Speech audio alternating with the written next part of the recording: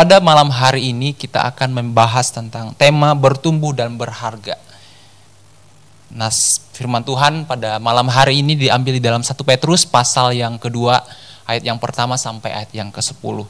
Sebelum lebih lanjut untuk kita membahas dari tema khotbah kita pada malam hari ini tentang nas yang akan kita bahas juga pada malam hari ini, saya ingin membuka dengan dua buah pernyataan. Yang pertama yaitu adalah pentingnya dan berharganya sebuah identitas seseorang akan mempengaruhi bagaimana orang itu akan bersikap. Itu adalah pernyataan pertama. Dan yang kedua, kerohanian seseorang akan mempengaruhi bagaimana seseorang memandang dan memaknai apa yang terjadi di dalam kehidupannya. Yang pertama, penting dan berharganya sebuah identitas akan mempengaruhi bagaimana orang itu akan bersikap. Contohnya lah, misalnya seorang tentara, ia tahu identitasnya sebagai seorang tentara. Ia tahu itu adalah hal yang penting, maka ia akan mengusahakan bagaimana ia bersikap sebagai seorang tentara. Seperti itu. Yang kedua, tentang kerohanian. Kerohanian seseorang akan mempengaruhi bagaimana seseorang memandang dan memaknai apa yang terjadi di dalam kehidupannya. Sederhananya seperti ini. Ketika seseorang mengira atau memandang bahwa di dalam kehidupannya tidak ada Tuhan, maka orang tersebut akan dengan bebas melakukan apa saja. Dan ketika dia menyadari bahwa tidak ada orang lain di sekitarnya yang melihat dia, dan di dalam pikirannya ia berkata bahwa tidak ada Tuhan, maka itu akan mempengaruhi apa yang menjadi tindakannya di dalam kehidupannya. Itu akan mempengaruhi bagaimana integritasnya di dalam kehidupannya. Nah, itu adalah yang gambaran sederhananya tentang kerohanian. Nah, lalu bagaimana dengan dua pernyataan ini kalau dikaitkan dengan kehidupan kekristenan kita?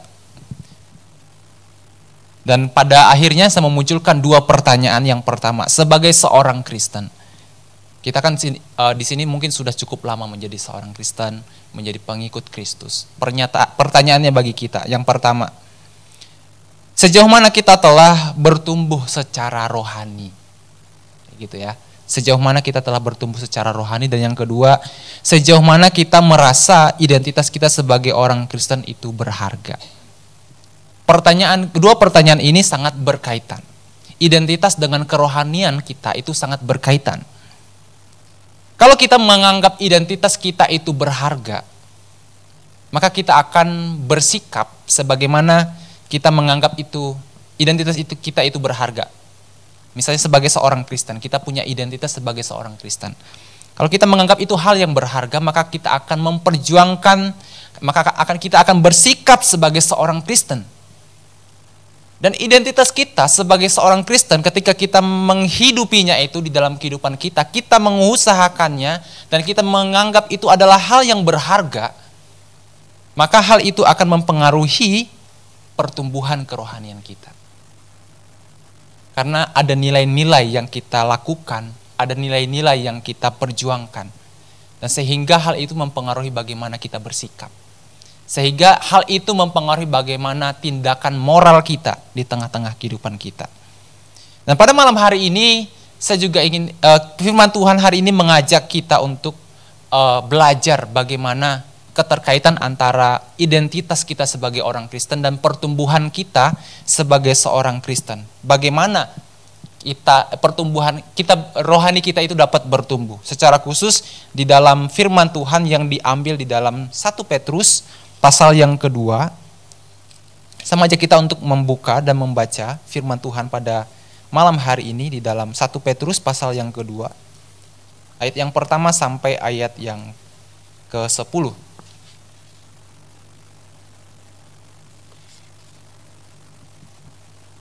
1 Petrus pasal yang kedua, ayat yang pertama sampai ayat yang ke-10. Saya akan membacakan untuk kita semua dari terjemahan baru 2.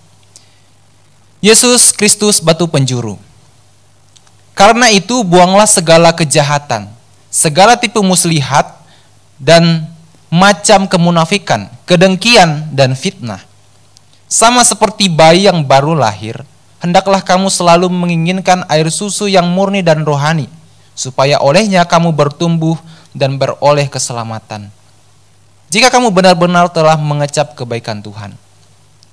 Datanglah kepada Dia, batu yang hidup itu, yang memang dibuang oleh manusia, tetapi dipilih dan dihormati di hadirat Allah. Biarlah kamu juga dipergunakan sebagai batu hidup untuk membangun suatu rumah rohani, menjadi imamat kudus untuk mempersembahkan persembahan rohani yang karena Yesus Kristus berkenan kepada Allah. Sebab ada tertulis dalam kitab suci, sesungguhnya aku meletakkan di Sion sebuah batu penjuru yang terpilih dan mahal, dan siapa yang percaya kepadanya tidak akan dipermalukan. Karena itu bagi kamu yang percaya, ia mahal, tetapi bagi mereka yang tidak percaya, batu yang dibuang oleh tukang-tukang bangunan telah menjadi batu penjuru, juga telah menjadi batu sandungan dan batu besar yang membuat orang jatuh. Mereka tersantung padanya, karena mereka tidak taat pada firman Allah. Mereka juga telah ditentukan untuk itu. Namun kamulah bangsa yang terpilih, imamat yang rajani, bangsa yang kudus, umat Allah sendiri, supaya kamu memberitakan perbuatan-perbuatan yang besar dari Dia yang telah memanggil kamu keluar dari kegelapan kepada terang yang ajaib.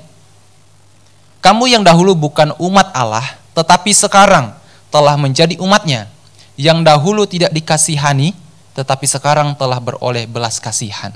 Saya ulangi ayat yang ke-10. Kamu yang dahulu bukan umat Allah, tetapi sekarang telah menjadi umat-Nya, yang dahulu tidak dikasihani, tetapi sekarang telah beroleh belas kasihan. Bapak Ibu terkasih di dalam Tuhan, perikop yang kita baca di dalam bagian ini adalah tulisan atau surat dari Rasul Petrus kepada jemaat di perantauan yang mengalami penganiayaan. Pada waktu itu di daerah Asia Kecil, orang-orang Kristen pada waktu itu, ini konteksnya orang Kristen non-Yahudi yang mengalami penganiayaan oleh orang-orang Yunani dan orang-orang Romawi. Nah, jadi sebenarnya mereka ini adalah jemaat yang baru juga gitu ya. Dan Petrus menyadari bahwa jemaat ini sangat rentan untuk akhirnya berpikir tentang iman yang mereka percayai selama ini, karena penganiayaan yang mereka alami. Oleh karena itu Petrus mengirim surat ini bertujuan untuk memberikan penghiburan kepada mereka agar mereka mempertahankan iman mereka di tengah-tengah penganiayaan yang mereka alami selama ini. Jadi pada waktu itu Petrus ingin jemaat Tuhan atau ingin jemaat perantauan ini tetap bersukacita, tetap bertahan di tengah-tengah penderitaan yang mereka alami. Dan inilah tujuan dari surat Petrus ini dikirim kepada pembacanya. Dan kalau kita melihat dari surat ini, kalau kita membaca, punya kesempatan membaca dari pasal pertama sampai pasal kedua, Petrus sangat menekankan betapa pentingnya kesadaran orang-orang Kristen akan identitas mereka sebagai kepunyaan Allah yang kudus. Identitas sebagai seorang Kristen menjadi penekanan Rasul Petrus kepada pembacanya, bahwa itu adalah hal yang sangat penting untuk diperhatikan. Seperti yang penekanan di ayat yang ke-10 tadi. Dulu kamu tuh tidak dikasihani, kamu bukan umat Allah, tetapi Allah beranugerah dan kamu menjadi bagian di dalam bagian dari umat Allah. Bahkan Petrus juga seringkali membandingkan antara kehidupan jemaat-jemaat perantauan ini dengan kehidupan bangsa Israel pada masa dahulu. Bahwa orang Israel pada masa dahulu itu juga adalah orang-orang perantauan sebenarnya. Tetapi dipilih Allah di dalam anugerah dan menjadi umat kepunyaan Allah. Dan orang-orang Kristen ini yang bukan non-Yahudi ini juga telah menjadi bagian di dalam umat Allah, di dalam Yesus Kristus. Jadi Yesus Kristus menjadi batu penjuru, menjadi dasar bahwa orang-orang percaya ini adalah bagian dari kepunyaan Allah. Jadi Petrus sangat mengerti bahwa jemaat ini perlu diberitahu bahwa identitas mereka sebagai umat pilihan Allah itu bukanlah identitas yang biasa-biasa saja. Tetapi identitas mereka sebagai umat Allah adalah sebuah identitas yang berharga. Sangat berharga. Mengapa berharga? Kalau kita membaca dari ayat 5 sampai ayat yang ke-10, di sana dikatakan bahwa di dalam Kristus dan karena Kristus kita berkenan kepada Allah. Di dalam Kristus kita tidak dapat di dalam Kristus kita yang tidak berkenan di hadapan Allah menjadi berkenan di hadapan Allah. Dan mungkin kita sekarang merasa bahwa ketika kita datang beribadah kepada Tuhan, itu merupakan sesuatu hal yang biasa. Kita bisa mengatur waktu dengan baik, atau kita bisa mengatur dengan seenak hati kita untuk datang beribadah. Tergantung mood kita gitu ya. Aduh, saya hari ini kayaknya capek beribadah. Mungkin besok aja lah. Seakan-akan bahwa waktu kita beribadah itu adalah hal yang biasa, sehingga kita dapat mengaturnya dengan semau-mau kita. Padahal kalau kita melihat di dalam konteks perjanjian lama, datang kepada Allah itu, berjumpa dengan Allah itu bukan sesuatu hal yang biasa. Bukanlah sesuatu hal yang dapat dilakukan oleh jemaat secara semau mereka. Karena kehadiran Allah itu begitu kudus, sehingga umat-umat Allah harus melalui perantaran para imam untuk datang kepada Allah. Bahkan imam pun belum tentu berkenan untuk dapat menjumpai Allah. Jadi dalam bagian ini Pak Petrus ingin mengingatkan bahwa di dalam Kristus sebagai bagian dari umat Allah kita itu adalah sesuatu hal yang sangat berharga. Melalui Kristus kita berkenan di hadapan Tuhan. Identitas kita sebagai umat Allah menjadi sangat bernilai karena Kristus itu. Dan yang kedua, kita dipilih karena anugerah. Dikatakan tadi di sana bahwa kamu itu bukan bagian dari umat Allah sebenarnya gitu. Tetapi karena anugerah Allah, bukan karena kebaikan hatimu juga gitu. Karena kamu itu orang berdosa. Karena kamu sebenarnya bukan umat pilihan juga, bukan dari bangsa Israel. Tetapi dalam Kristus, kamu menjadi bagian di dalam umat Allah. Kamu dipilih oleh Allah. Jadi bukan karena kita yang memilih untuk mau menjadi umat Allah. Tetapi Allah sendiri yang beranugerah memilih kita sekalipun sebenarnya kita tidak layak. Bahkan ketika kita berada di dalam dosa. Jadi ketika Allah memilih kita, itu adalah sesuatu hal yang sangat berharga. Dan itulah yang dikatakan oleh Petrus sebagai identitas. Kita adalah umat Allah. Kita kepunyaan Allah. Dan siapa Allah itu? Dikatakan bahwa Allah itu kudus. Sehingga sebagai umat yang dipilih oleh Allah, kita juga harus kudus.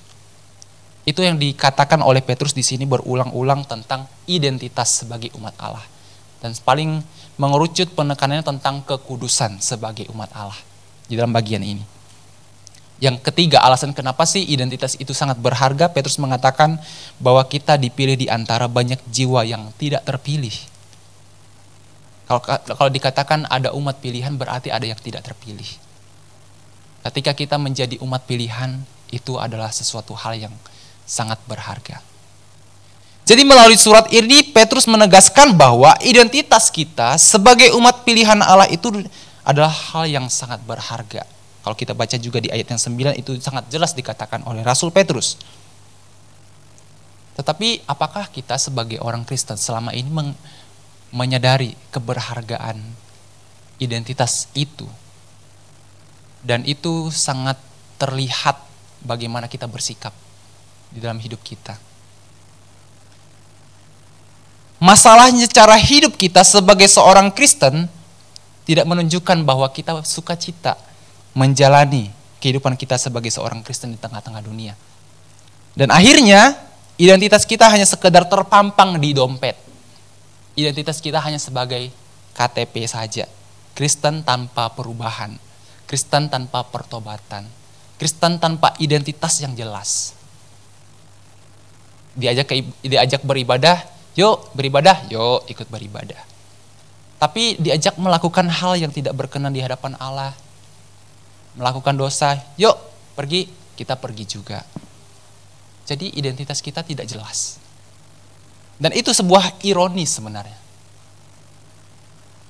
Kita tidak layak dipilih oleh Allah menjadi dilayakkan di dalam Yesus Kristus. Tetapi cara hidup kita selama ini mungkin tidak menggambarkan identitas kita yang jelas sebagai seorang Kristen. Itu sangat ironis. Dan ketika kita menyadari bahwa ketika identitas itu terus-menerus dihidupi, seharusnya hal itu yang membuat kerohanian kita bertumbuh. Mungkin kita pada akhirnya berpikir, saya sangat menghargai saya pribadi, identitas saya sebagai seorang Kristen. Saya rajin kok beribadah tiap hari, saya selalu memuji Tuhan dan sebagainya. Tetapi pertanyaannya, apakah rohani kita bertumbuh? Karena seperti yang saya katakan tadi, bahwa ketika identitas itu terus kita hidupi, seharusnya kerohanian kita juga itu bertumbuh. Ada kaitannya. Dan di sini yang paling sangat disoroti oleh Rasul Petrus adalah tentang kekudusan hidup. Tentang kekudusan hidup.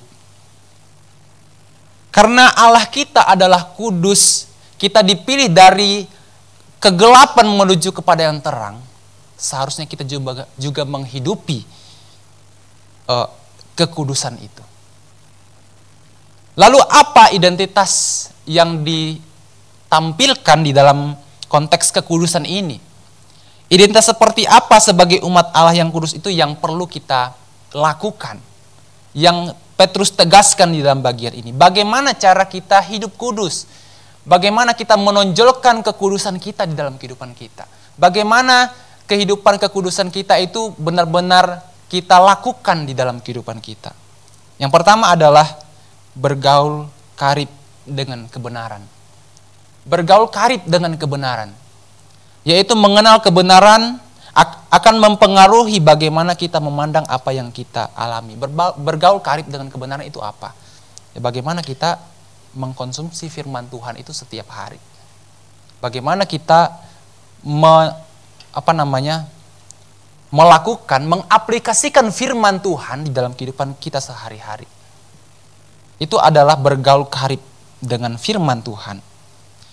Ketika kita membaca tentang kebenaran firman Tuhan, maka hal itu yang akan membuat kita peka terhadap dosa. Makanya tadi Rasul Petrus langsung memberikan nasihat di bagian yang kedua. Sebenarnya pasal yang kedua, ayat yang pertama itu adalah kaitan dari pasal yang pertama tadi. Tentang bagaimana Petrus mengungkapkan identitas orang-orang Kristen saat ketika mereka percaya kepada Tuhan. Dan di sini langsung nasihat yang diberikan oleh Petrus kepada jemaat Tuhan yang di ayat yang pertama di pasal yang kedua.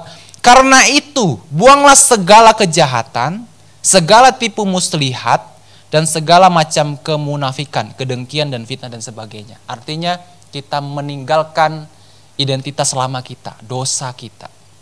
Lalu bagaimana kita bisa menilai itu dosa atau tidak? Yaitu tadi bergaul karib dengan Tuhan. Dilanjutkan di sana, sama seperti bayi yang baru lahir, hendaklah kamu selalu menginginkan air susu yang murni dan rohani, supaya olehnya kamu bertumbuh dan beroleh keselamatan. Apa yang dimaksud di ayat yang kedua ini? Terkait dengan kebenaran firman Tuhan yang menjadi konsumsi kita. Seharusnya kita seperti anak kecil yang terus mau diberikan nutrisi oleh kebenaran, diberikan kebenaran sebagai nutrisi utama kita. Seperti itu contohnya yang diberikan oleh Rasul Petrus. Dan dilanjutkan di sini, datanglah kepada Dia. Datanglah kepada Dia. Artinya ini menunjukkan bagaimana relasi kita dengan Tuhan selama ini. Apakah kita punya waktu bersama dengan Tuhan? Bergaul karib dengan kebenaran, bergaul karib dengan Tuhan, memiliki waktu dengan Tuhan. Itu adalah bagian dari kekudusan, identitas kekudusan yang dijelaskan oleh Petrus di dalam bagian ini. Sebagai umat yang kudus, kita harus bergaul karib dengan kebenaran. Ketika kita bergaul karib dengan kebenaran, maka itu akan membuat kita peka terhadap dosa. Hal itu yang akan membuat kita peka terhadap ketidakbenaran. Ya mungkin selama ini kita berpikir itu adalah sebuah kebenaran. Tetapi ketika kita membaca firman Tuhan, ketika kita merenungkan firman Tuhan, maka semuanya akan dibukakan. Apa yang menjadi ketidakbenaran yang mungkin kita anggap kebenaran pada akhirnya dihancurkan oleh firman Tuhan. Bergaul karib dengan kebenaran adalah identitas yang Petrus sampaikan di sini sebagai umat Allah yang kudus. Dan yang kedua, identitas sebagai umat Allah yang kudus itu yaitu hidup di dalam kebenaran itu sendiri. Akhirnya ketika kita membaca, merenungkan firman Tuhan, kita mengerti, oh ini ternyata yang disebut dengan kebenaran. Oh ternyata yang kita lakukan selama ini adalah sebuah dosa, adalah sebuah kesalahan, ketidakbenaran. Sehingga akhirnya itu yang membuat kita mengikis sedikit demi sedikit apa yang menjadi kebiasaan buruk kita, apa yang menjadi dosa kita selama ini. Dikikis sedikit demi sedikit. Dan itu artinya kita hidup di dalam kebenaran. Alkitab menjadi panduan hidup kita.